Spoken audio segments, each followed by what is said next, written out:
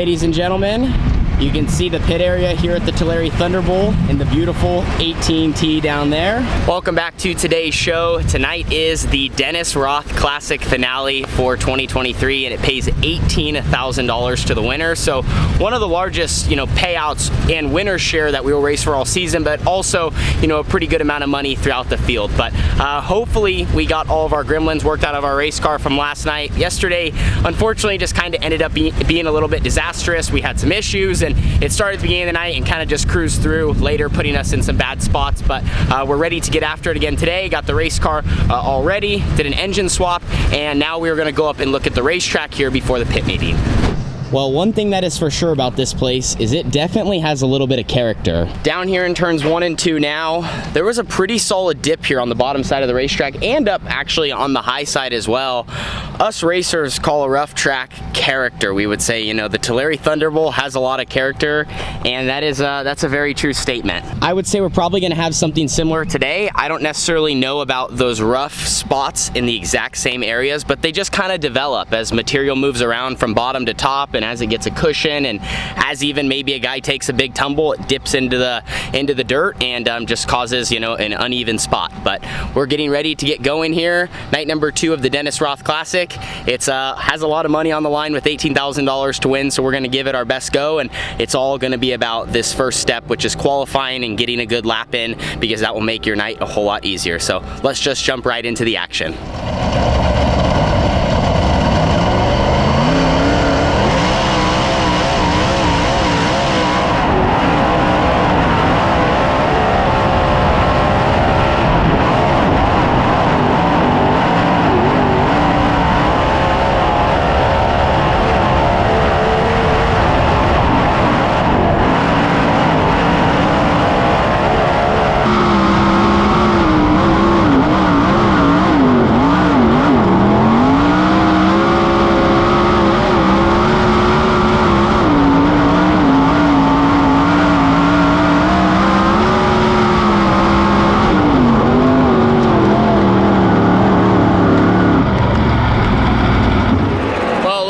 Start to our night. I thought we were going to be in a bad position, but going out early is really what just saved us.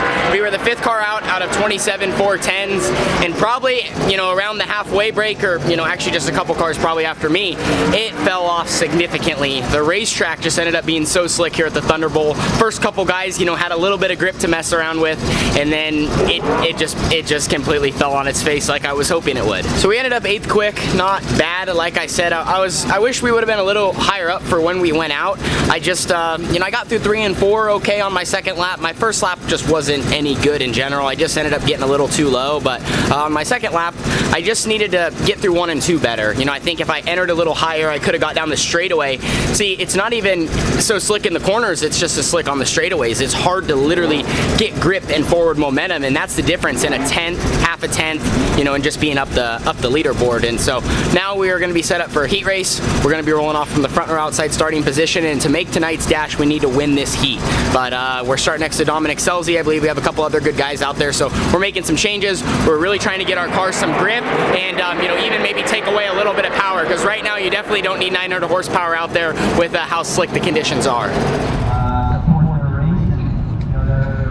Racetrack is bone slick tonight. As qualifying went on, it only got worse and worse and worse, and just continued to get slower and slower. But you can see, pretty slick all the way through 1 and 2, and 3 and 4 is no different.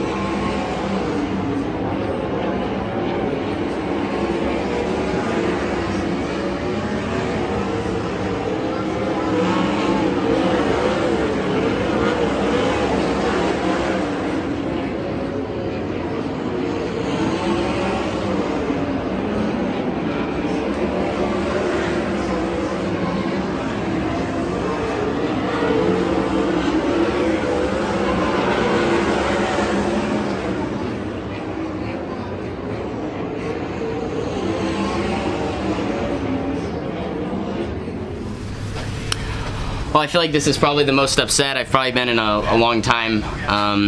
Just dropped anchor big time in that heat race. The racetrack's so freaking slick, and we just had nothing. Like, literally felt like I had nothing. I'm just on ice skates out there. I didn't even think my line was horrible sometimes, and even when I was in the little bit of grip, like, I'm just not going anywhere. So these guys will eat you up and take advantage of that. But yeah, you have moments like this, and you got to just stick together as a team and try to figure it out. I don't know, I just felt like we were completely in right field, and yeah, when you're up against guys on the competition level that we are, this isn't no just local Smokey Joe racing. Like, these are the best guys on the West Coast. So I was on the outside. I didn't get the greatest start. But it wasn't horrible, and I literally just went to the top, and I was in 4th off of 2, and then I was in 5th, and then I think I was in 6th, and I might have actually ran 6th, but I just made a mistake on the last corner trying to get the spot, and messed up and lost it, and then lost another spot in the process of it, just trying to, I don't know, just try to completely finish our heat race off how it was going. So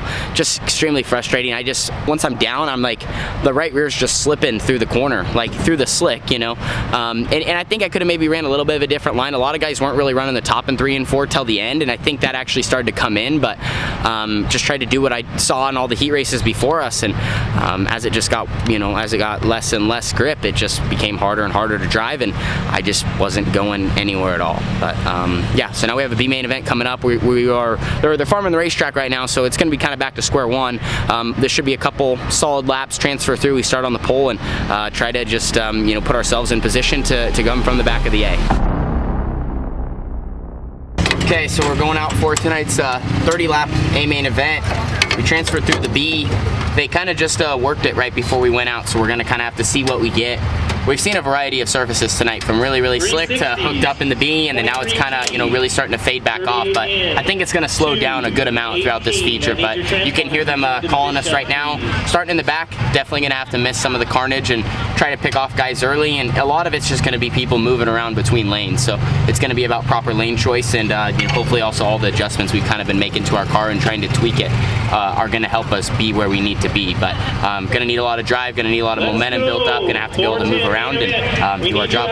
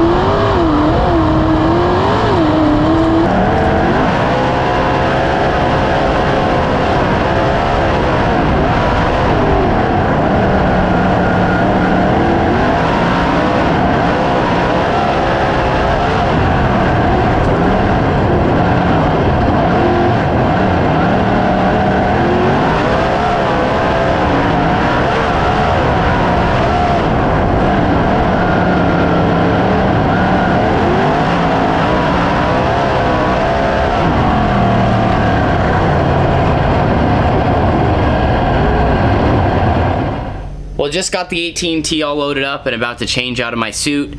The good news to end this video, as we're about to head back home to Southern Oregon, is that we were the hard charger tonight. Started 20th and came home 11th. Made some good moves early, ran the top side, and made some changes to our car overall that we were fighting. You know, qualified okay. I think that qualifying saved us going out early. We didn't have the greatest lap for when we went out. And then, you know, just fell on our face in the heat race. Ran the B, wasn't great in the B, and then, you know, finally made some changes that worked in the A, and I felt like we at least made a step in the right direction. So went forward, wish we could have finished in the top 10. I did make a mistake on the final restart and I just put myself in a bad spot. It's hard in single file almost, you know, so KWS NARC, they do double file for the first 20 laps and the last 10 are single. And on the double file restarts, it's almost like the track's kind of blocked. So, you know, guys are just moving around, changing lanes. But on single file, even though the top was so fast, you know, if a couple cars run the top, someone bombs them and then things get, you know, moved around. And the second you get caught in a bad position with everyone right there, you go backwards, even if you're maybe faster than those cars you're around, if that makes sense. So I just really need to work on that as far as the restart deal. But for the most part, you know, I thought we ran the top side okay.